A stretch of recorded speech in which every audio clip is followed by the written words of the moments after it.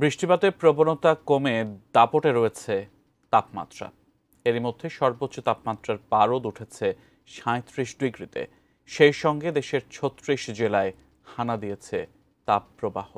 আগামী ২৪ ঘন্টায়ও তাপপ্রবাহের এমন দাপট থাকতে পারে বলে জানিয়েছে আবহাওয়া অধিদপ্তর। তবে এমন তাপপ্রবাহের মধ্যেই টানা বৃষ্টির আভাসও দিয়েছে সংস্থাটি। বিস্তারিত জানাচ্ছেন শেখ ফরিদ।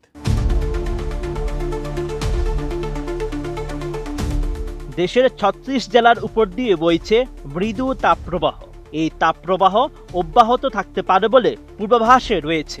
সেই সঙ্গে দেশের বেশ কয়েকটি অঞ্চলে বজ্রসহ বৃষ্টি হতে পারে বলে জানিয়েছে আবহাওয়া অধিদপ্তর। ১০ জুন মঙ্গলবার আবহাওয়ার আগামী ১২০ ঘন্টার এক বিজ্ঞপ্তিতে এমন তথ্য জানানো হয়। এই সময় তাপপ্রবাহ নিয়ে সংস্থাটি জানায়, মঙ্গলবারে ফরিদপুর, মাদারীপুর, টাঙ্গাইল, চাঁদপুর, ফেনী ও পটুয়াখালী জেলাসহ রংপুর, রাজশাহী, ময়মনসিংহ ও খুলনা বিভাগের উপর দিয়ে যে মৃদু তাপপ্রবাহ বয়ে যাচ্ছে তা অব্যাহত থাকতে পারে। ওই বিজ্ঞপ্তিতে আরও বলা হয়েছে, মৌসুমী বায়ু বর্তমানে বাংলাদেশের উপর কম সক্রিয়। উত্তর বঙ্গোপসাগরে এটি দুর্বল থেকে মাঝারি অবস্থায় রয়েছে। এই পরিস্থিতিতে চট্টগ্রাম ও সিলেট বিভাগের কিছু কিছু জায়গায় এবং ময়মনসিংহ, ঢাকা, খুলনা ও বরিশাল বিভাগের ২-১ জায়গায় অস্থায়ীভাবে দমকা হাওয়াসহ হালকা থেকে মাঝারি ধরনের বৃষ্টি বা বজ্রসহ বৃষ্টি হতে পারে।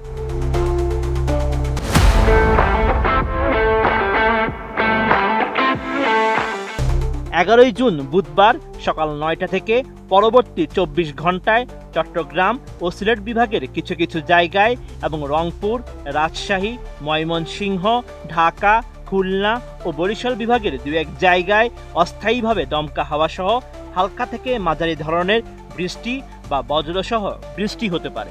এই সময় তাপমাত্রার কোনো পরিবর্তন দেখা যাবে না।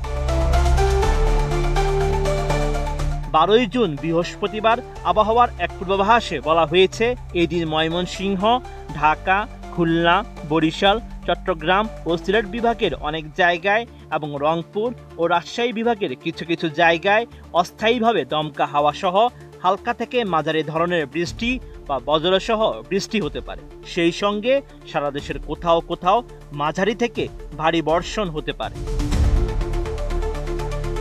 এছাড়া ১৩ ও ১৪ জুনের আবহাওয়ার এক বিজ্ঞপ্তিতে বলা হয়েছে, রংপুর, ময়মনসিংহ, ঢাকা, বরিশাল, চট্টগ্রাম ও সিলেট বিভাগের অনেক জায়গায় এবং খুলনা ও রাজশাহী বিভাগের কিছু কিছু জায়গায় অস্থায়ীভাবে দমকা হাওয়াসহ হালকা থেকে মাঝারি ধরনের বৃষ্টি বা বজ্রসহ বৃষ্টি হতে পারে।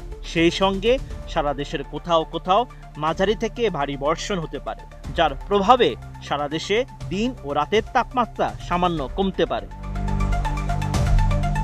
Sheikh Farid, ATN news.